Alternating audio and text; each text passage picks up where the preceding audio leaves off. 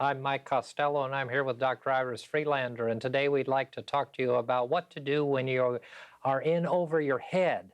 It seems that in many instances in our counseling work and at the church center, at different points in time, people feel like they are in over their head, don't they, Iris? And I guess when we think of that term, we think of somebody sinking, don't we? Well, it's a sinking feeling that people often have, and I think we've all experienced it. But some people are more adept at leaving that behind and just getting on with their lives, and it's a studied art, I think, in order to be able to go on, and that's what when people are depressed, they're not able to get out from being in over their head, and when they do conquer that. One way of doing it is to go out in public, because when people are depressed, they don't want to go out in public. They just want to hibernate. But if they will go out, it makes a big difference, and we've seen it happen when you work with one person over a period of time. Then you see how they become stronger and stronger and more viable in their lifestyle if they will go out and be among the public. Isn't that so? Right. When we surround ourselves with other people, get out of out of the environment that we're in, Out of the rut. yeah, out of the rut. The other thing I think in today's environment, so many people get in over their head. Of course, we get in over our head financially, and we can talk a little bit about that. Excuse me, but people are so busy today, and I think we just get in over our heads in terms of our commitments. And so often when we talk and counsel with families, and even with people who don't have large families, the amount of commitments that people make on their time and their efforts and the complexity of their lives really lends itself to their getting in over their head. And so often we do need to reevaluate how it is we're spending our time and decide whether or not the way that we're spending our time is the way that we should be from the standpoint that we're getting from it that which we want to have in life. I'm thinking of the people, of course, who work 12 or 14 hours a day, and no one needs to do that or should have to do that. But then I'm also thinking of people who are constantly going and fulfilling commitments and never have a quiet time or a moment, or never enjoy their home, or never enjoy a circle of friends, or are never able to cultivate a circle of social circle. And that lack of socialization is something that makes us get in over our head. And then the other side of that is too much socialization, where we have so many social commitments. Yes. So it is difficult in some ways to strike a happy medium, but I think we do need to go through a process of self-examination, look at our lives, and if we feel overwhelmed, if we feel burdened by so much, then we need to look at whether our lives are too busy. If it's an emotional overload, then I think it's a different aspect. And of course, people who live alone, or people who are getting older and are more isolated because they have less social interaction, sometimes are in over their head from an emotional standpoint. But both of those, or all of those, contribute to this feeling of sinking and just being buried alive. Yes, and then we give up, and the less and then we don't have time to think. We don't have time to enjoy life, and the people then get snappish, and they lose patience, and they lose their perspective, and so often then, and we've seen this happen with people we counsel or people with whom we come in contact in a business sense, that they then lose touch with reality, and they snap out at people and lose friends. They lose their place that they've created for themselves socially or in life. And very often it affects their marriage or their relationships, well, almost always. And it couldn't fail to affect every aspect of our lives because we've become overstressed by overdoing. And I always think the people who over-volunteer, those who volunteered for everything going, and they keep their lives totally filled with volunteer work, are those who are escaping something in their own personal environment. Do you think that's true? I think in a lot of instances, and I think I think volunteering, of course, is a wonderful thing. Indeed. And you, of course, and I, we've given a lot of our time and our talent, and we Yeah. do that and we encourage it. But there is a point at which it becomes an escape from the reality of life and from the commitments of life and from the responsibilities of life. And I think that's an important aspect too. We have to understand that there are commitments and there are responsibilities of life. We have to pay the bills. We have to wash the dishes. We have to get the laundry done. Those are things that need to be done. and in the ordering of our lives, we need to give adequate time to doing the things that need to be done and not do other things that add to our stress level or our commitment. And we can't trade off and think that we're doing something good for someone else and fail to do what is necessary for ourselves, to take care of ourselves, or to take care of our intimate circle of family and friends. Yes, and we have to assess our own lives and evaluate what's important and what's most important. And then we have to make decisions. And if we get in over our head, then we have to decide, what do we delete from our lives? And sometimes it's a very painful process. And I'm sure we both know from experience how we've had to drop clubs or organizations because we simply don't have the time and energy to do it all well. And so we drop those where we have the least amount of responsibility, and someone else can do it just as well as we could. And so, but we very often have to do that. And when people try to do it all and do everything, it's just, the young mothers might be a good example. When they want to be the perfect mother, the perfect employee, the perfect wife, the perfect housekeeper, the perfect everything, and then they usually get in over their head, because we can't be a lot of things to perfection. We just have to do it to our own that we can live with, because we can't do too many things perfectly, or we lose our perspective. And that striving for perfection is really a problem, isn't it? It's an ego. It's a big ego trip. Yeah. And so we have to really just see what's most important in our lives, not where we shine most brightly, but where we feel the most sense of deep personal satisfaction that it's well done. And we might even work behind the scenes and not be in the spotlight on the things that we feel really good about or the things that are most important to us. But no two people would have the same situation.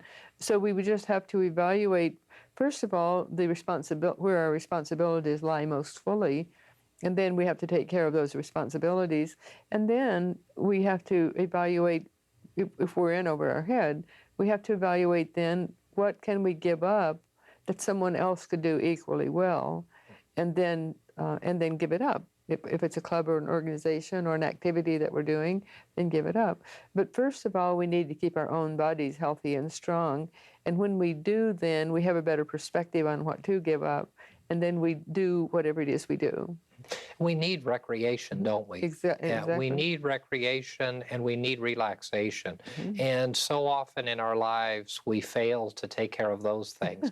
And of course, the opposite side of that I see a lot in counseling and talking with people is people who become so wrapped up, they're in over their head from the standpoint of exercise. They're doing too much exercise. And so, but it's interesting to me as I talk to people, I'll often ask, what is it that you truly enjoy doing? And very often people have to stop and think about what it is they enjoy doing. Well, there's a problem right there. I could think of 10 things I enjoy doing. And then the next question is, if you have 2 or 3 or 5 or 10 things that you truly enjoy doing, when was the last time you did that? And how often do you do those things?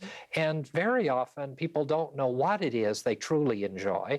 And then second, if they do know what they enjoy, they don't do it. And so we get so wrapped up in our daily lives and in our commitments that we don't take care of ourselves. We don't have recreation. We don't have relaxation. One of the things that we talk about in business, with business groups and at the church and in counseling is that we divide our lives really into work and play and rest and sleep. And those three have to balance. And if we get out of sync with those, then it's kind of like paying the credit card bill. If we work a little too long, then we have to pay ourselves back and take a little time off. If we miss a little recreation and relaxation, we need to take time and make up for that. If we go out and have a good time and stay out until 1 o'clock in the morning, one or two times too often, then we need to get back into getting a good night's sleep and nourishing our bodies properly. But we need to balance our lives in that way. And that helps us not to get in over our heads. And the other thing that happens, just as you were saying with clubs and volunteering, when we see it so often at the fellowship or at a church center, people think, well, we just have to give all this time to the church. Well, sometimes, and we're not talking about our church, although we talk about our church and anybody else's church, we sometimes need to give up some of that. And it could be that we don't need to be there all the time. It could mean that someone else, just as you said, can do it as well as we can. We need to let others do it. And we need to be able to say, I'm sorry, I can't do that, or decline those things, or once in a while stay home. I'd love to stay home some Sunday morning and read the paper. And so maybe I'll do that, and I'll call you, Iris, and see if you'll speak for me, and you've done that before. But those kinds of things are very, very important for us to have a balance to our life so that we don't get out of sync and we don't get in over our heads. Yes, and whatever we want to do happily that doesn't hurt anyone else, then we need to do it. And we don't need to be rigid and think that we can't do one thing or another.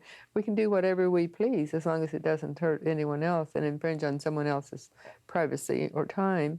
And we often forget that. We get so bound up in duty and responsibility.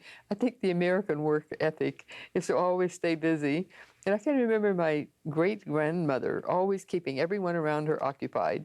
And if you sat down in her presence, she'd say, go fetch something for me, because she couldn't bear to see anyone. And as I grew older and learned more words, I realized that she was really embodying the American work ethic, where if you sleep, you go to bed and sleep when you get your rest, but throughout the day you're going to stay busy. Now, a lot of people still have that idea, and it's unfortunate, because we need to take time to daydream. We need to take time, and we need to let our children have that special time. So many overachieving parents keep their children busy day and night, and they're overloaded. And you know, the suicides that have occurred, unfortunately, and all too often, very often are those children who are overachievers, who have been the best student, the best neighbor, the best, most wonderful person. And it's because I think that they have been pushed too far, or maybe they push themselves, so that they strive for the impossible, and they just lose energy, and then they lose their perspective. Absolutely. It's unrealistic expectations. Yes. Unrealistic expectations placed upon ourselves, on life, and upon the experiences that we have. And we'd like to pause at this point in the program to offer you the opportunity to receive some literature so that you can continue to study the ideas and concepts that we're sharing with you today.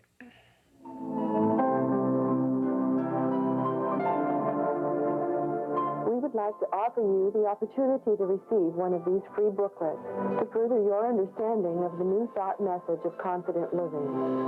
Each month we will feature a different booklet, which will be mailed to you free and postage paid. Simply address your request to Confident Living at P.O. Box 7726, Long Beach, California, 90807.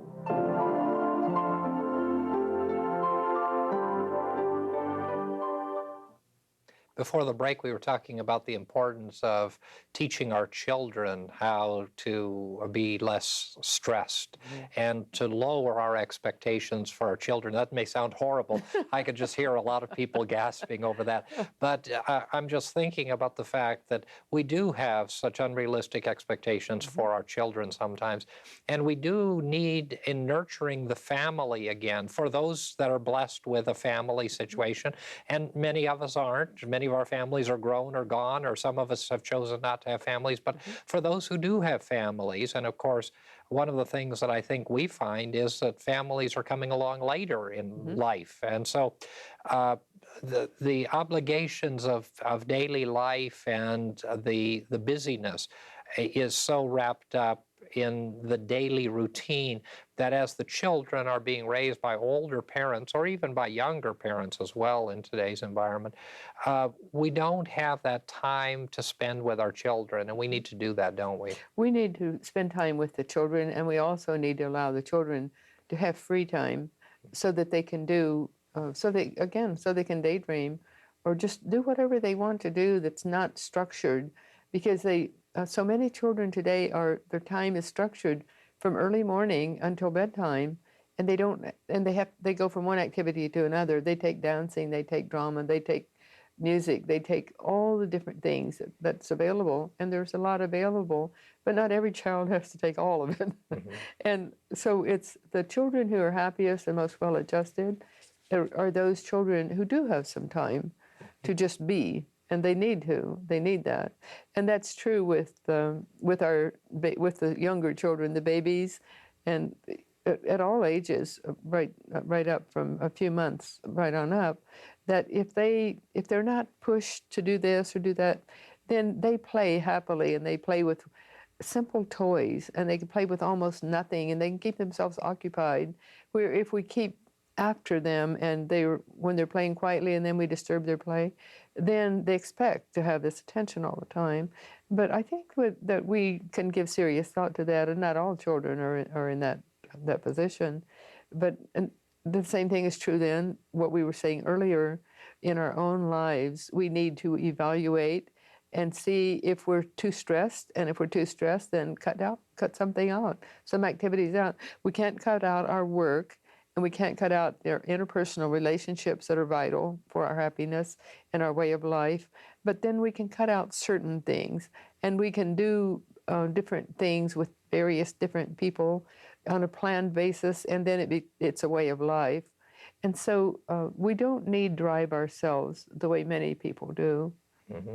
And we do need to daydream, don't we? Yes. We need to have time, and I think we go back to that American work ethic, mm-hmm. or that Protestant work ethic, or the work ethic, let's just call it.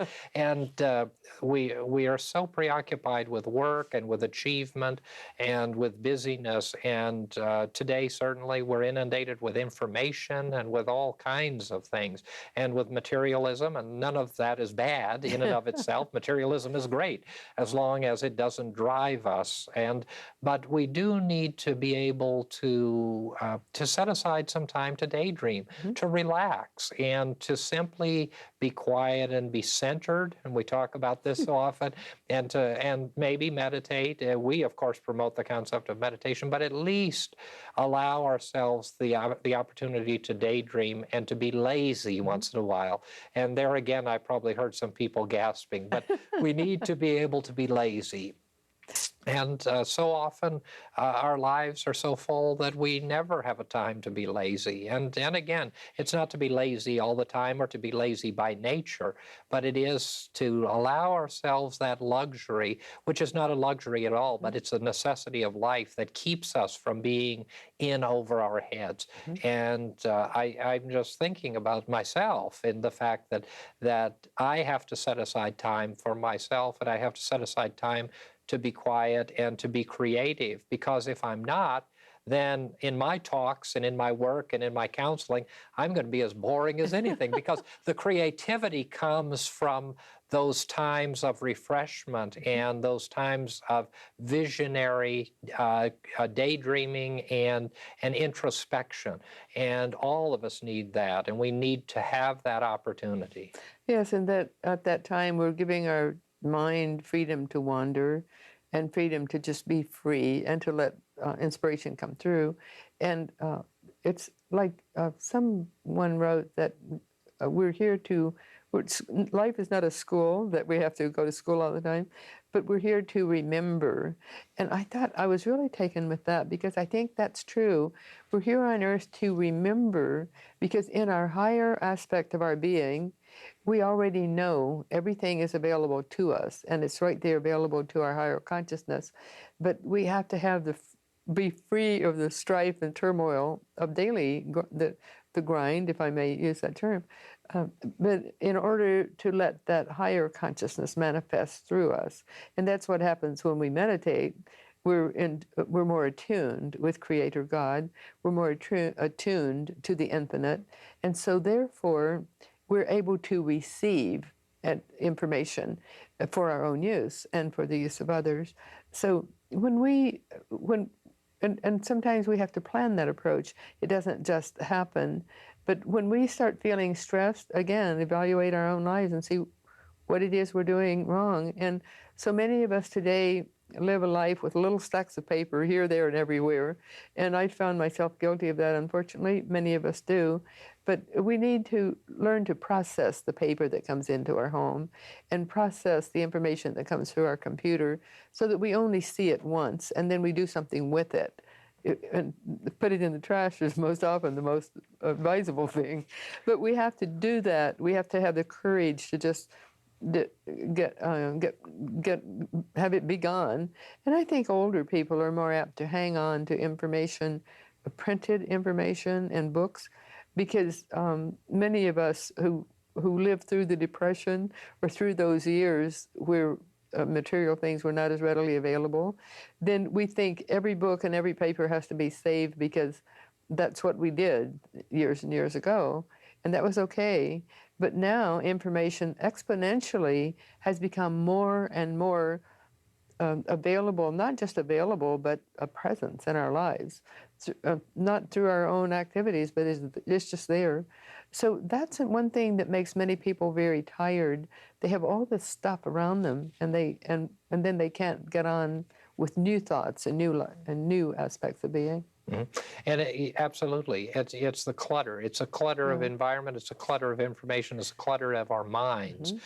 And when our minds are, and of course, from a psychological standpoint, we know that we have runaway minds. Our minds are constantly running and constantly moving. And so often when people have insomnia, and of course, that's not to say that everyone who has insomnia, and certainly there are clinical indications for the need for some real professional help, but in a lot of instances when we have trouble sleeping, it's because of the runaway mind and the fact that our minds are constantly processing, constantly holding on, constantly going from one thing to another, and that whole process keeps us from the peace that we need to have, and it also is much more complex than life needs to be. And of course, we talk a lot about seeing beyond the appearances of life. And of course, Mary Baker Eddy and Charles Fillmore and Ernest Holmes, founders of the movements that we're a part of, talked about the reality of seeing divine order and peace in the midst of every circumstance, despite the appearances of life. And that's really what our work is about, helping people to see beyond the appearance of clutter, beyond the appearance of busyness and structure and difficulty and challenge, to the divine order of life and the infinite intelligence and connection that we have with the presence and the power of God. Mm-hmm. And that connection creates our interdependence with all other people. And it's a wonderful time to be alive. You know, I feel so sorry for people who believe that this is a terrible time and that the world is just awful, when in fact the world is in a wonderful place. But we need to be cautious about the fact that we are able to see beyond the appearances of daily life to the reality of a simpler and less complex environment and thought process. Yes, and then we have to take responsibility for our own lives and our own environment and our own activities. And then when we do take responsibility for it, we can discard certain things. And also we can enjoy our leisure time more fully. And everyone should do what they feel like doing. Some people like to just lie on a chaise in their backyard and daydream and just be. Others like to go to the beach. Others like to go horseback riding. We have to know what gives us pleasure, and sometimes people don't know what gives them pleasure. They just do what they think they're supposed to do every hour of the day and evening, and they just keep going the same route. But it's very invigorating to think of what you really want to do and then do it. And that doesn't mean shirk responsibility. It just means having a more realistic approach to life and knowing that you're in control of your own life and you don't give up your power you do the things you want to do. But if what you want to do is constant work, too many hours of the day, then we get stale, and we need to devote some time for recreational measures. The other issue is the compulsive behavior that we see today, which is really an indication of the fact that we're in over our heads. And sometimes it's people who have to be medicated, or people, we know people who have alcohol problems, or people, and there are all other kinds of compulsive behaviors and addictive behaviors that are escapes for life, and eating and shopping and television and all of the going to church. And I mean, there are a lot of good things that we have manipulated into very negative things. And there are ways of avoiding how it is that we are suffering as persons and as spiritual and physical and mental beings. And we need to really look at our lives and understand that if we're doing some of these things, why are we doing them? We're doing it because we're in over our heads, and we have the opportunity, because of our self-reliance and because of our self-responsibility, to change the way that we live and change the way that we think. We should never be afraid to change the way that we think. We change our clothes, we change our cars, you're remodeling your house, we change our houses, but so often we don't want to change our minds, and we don't want to change the way that we think and behave. And if we change the way we think and behave, we change the quality of our life. And usually when we don't change, and then we use that milestone, what will people think? And because we think it matters. And it doesn't matter, because people will admire others who forge ahead, who start new endeavors, who have the courage to do what they really want to do. And also, if they live very closely with that person, they're much easier to live with. We all are, when we're doing what we want to do. And again, if we think it's all work, then all work and no play wouldn't make us very happy or desirable to be with all the time. So again, we have to evaluate our own lives and see and sometimes we just have to really figure out what it is that we like to do. I know, for example, someone might enjoy painting, doing oil painting or acrylics and so forth, or other crafts. And then after a time, that becomes work. And when it becomes work, then don't do it, unless that's how you earn your living. And then if it's going to the movies, I think people who go to the movies overmuch are really hiding themselves away. But like if they want to go to the beach, then go to the beach. Whatever it is that gives us pleasure, we have to know, first of all, what gives us pleasure, what we enjoy doing. But we shouldn't use the milestone or the guideline of, do I have to do this? Other people expect me to, or people will think I'm weird if I don't. Who cares? And people don't think you're weird. We think people are weird when they're in a rut. Absolutely. And so often we are in over our heads, and now we're out of time. And so we hope that the information that we've shared with you has been useful, and we look forward to seeing you next time. Mike and Iris would like to extend a cordial invitation for you to join them this Sunday morning at 11 a.m. for our weekly celebration service at the beautiful Seaport Marina Hotel at the corner of Pacific Coast Highway and 2nd Street, adjacent to the Marina Pacifica and Marketplace shopping centers.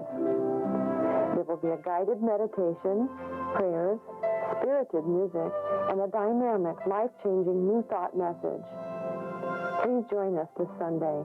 You will be warmly welcomed into the company of like-minded, positive, and uplifting people. And remember, whatever your dream, whatever your vision, you can attain it through confident living.